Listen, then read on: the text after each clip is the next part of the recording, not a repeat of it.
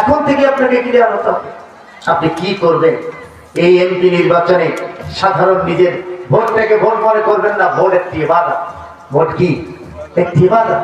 শরীয়তের ৮ সিস্টেমে এখন পর্যন্ত ভোটের পদ্ধতি কোরআনে আছে।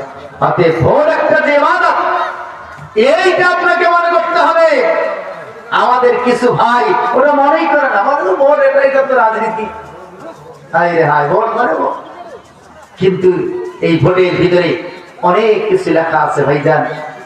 ইসলামে এমন কোন দিক এবং বিভাগ নাই যেটা ইসলামে নাই। প্রত্যেকটি দিক এবং বিভাগ ইসলামের ভিতরে আছে। অতএব ভোট সবচেয়ে বড় একটি ইবাদত।